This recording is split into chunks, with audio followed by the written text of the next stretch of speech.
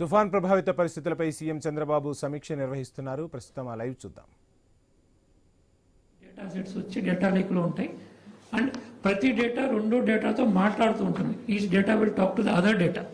అంటే ఒక డిపార్ట్మెంట్ ఒక పని చేసింది, రెండో డిపార్ట్మెంట్కి తెలియదు. మళ్ళీ మీకు క్లాసిక్ ఎగ్జాంపుల్ అంటే ఒక డిపార్ట్మెంట్ రోడ్ వేస్తే ఇంకో డిపార్ట్మెంట్ వచ్చి ఈ పైప్ లైన్ వేయడానికి రోడ్ కట్ చేసిపోతుంది. That is the kind of inefficiency we have in government. ఇప్పుడు డేటా సెట్స్ ఉంటాయి. ఒక రోడ్ ఒకటి కట్ చేస్తే ఆల్రెడీ రోడ్ ఎవరు వేస్తున్నారు ఏంటి, అక్కడ రోడ్డు శాంక్షన్ అయింది, వచ్చే నెలలో అక్కడ రోడ్ అయిపోతున్నారు అనేది ఈ డిపార్ట్మెంట్కి తెలుస్తుంది. కాబట్టి రోడ్ కట్ చేసే ముందు ఈ will wait for that 1 month so that that activity is completed rather than repeating that thing. So దీని ద్వారా పబ్లిక్ మనీ సేవ్ చేసుకోవచ్చు, ఆప్టిమమ్ యూటిలైజేషన్ ఆఫ్ రిసోర్సెస్ చేయొచ్చు. కాబట్టి అన్ని డిపార్ట్మెంట్స్ డేటా సెట్స్ తీసుకొచ్చి ప్రతి డేటా ఇంకో డేటాతో మాట్లాడుకునేటటువంటి ప్రయత్నమే డేటా లేక్. అది చేస్తున్నాం. దీని ద్వారా ఏంటంటే మనకి real time data, accurate data వస్తుంది. రెండోది కమ్యూనిటీ సెంటర్డ్ అప్రోచ్. మనం ఇందాక చెప్పినట్టు మన కలెక్టర్ గారు చెప్పి కింద దాకా వెళ్ళే బదులు ఈసారి ఏం చేస్తామంటే అదే ఇన్ఫర్మేషన్, మీ గ్రామంలో వర్షం పడబోతుంది, భారీ వర్షం పడబోతుంది, ఆ భారీ వర్షం పడిపోతుంది అనేది మనం కలెక్టర్ గారికి పంపించినప్పుడు ఆ గ్రామస్తులకు కూడా మనం ఆ ఇన్ఫర్మేషన్ పంపించగలిగాం.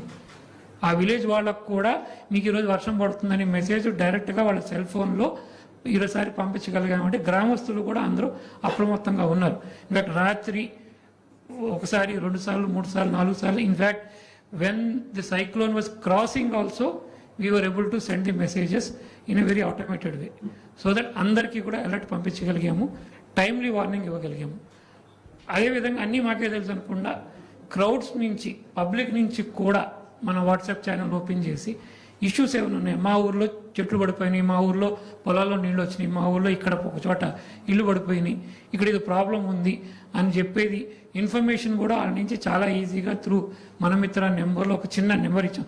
దాంట్లో మళ్ళీ మెన్యూస్ నుంచి కూడా వెళ్ళక్కర్లా, డైరెక్ట్గా వెళ్ళిన మెసేజ్ మీద క్లిక్ చేస్తే వెనక్కి మాకు మెసేజ్ వచ్చింది.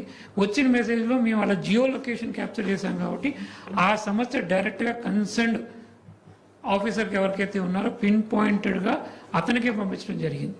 సో లేకపోతే మళ్ళీ జనరల్గా ఒక కంప్లైంట్ రైజ్ చేస్తే ఒక కంప్లైంట్ దాన్ని నెక్స్ట్ ఆఫీసర్ పంపించేటప్పటికి టైం అయిపోతుంది. అట్లా కాకుండా డైరెక్ట్గా జియో లొకేషన్ ద్వారా డైరెక్ట్గా కన్సర్న్డ్ ఆర్గనైజేషన్, కన్సర్న్డ్ ఇన్స్టిట్యూషన్కే పంపించగలిగేటటువంటి సిస్టము మనం దీంట్లో ఒక good practices we could get. తర్వాత లాజిస్టిక్స్ అనుకున్నట్టు షేర్ చేసుకోవడానికి మనం పెట్టినటువంటి ప్రతి జేసీబీ, పెట్టినటువంటి ప్రతి వెహికల్, పెట్టినటువంటి ప్రతి పవర్సా మాకు రియల్ టైంలో డాష్ బోర్డ్ మీద మాకే కాదు ఫీల్డ్ లెవెల్ అందరికీ కనపడతా ఉంది. నాకు ఒక 2 లారీలు అవసరం అయ్యాయి, ఇమీడియట్గా మ్యాప్ మీద 2 లారీలు మీకు మ్యాప్ మీద కనపడుతుంది, అందరికీ తెలుసు జీపీఎస్ ట్రాకింగ్లో వల్ల కనపడుతుంది. దాని మీద క్లిక్ చేస్తే ఆ వెహికల్ డ్రైవర్ ఫోన్ నెంబర్ కూడా కనపడుతుంది. మాట్లాడుకుని కావాలంటే బాబు నువ్వు ఎక్కడున్నావు కనుక్కొని చూసుకుని పక్క విలేజ్లో ఉన్నాడు మన విలేజ్కి తెప్పించుకొని అతను ఇమీడియట్గా మన దగ్గర తెప్పించుకుని వాడుకునేటువంటి అవకాశం వచ్చింది. అదర్వైజ్ మనకు తెలియదు వెహికల్ ఎక్కడుందో తెలియదు, ఆ వెహికల్ ఇక్కడ దాకా రావడానికి చాలా టైం పడుతుంది. Reaction time is very high. So that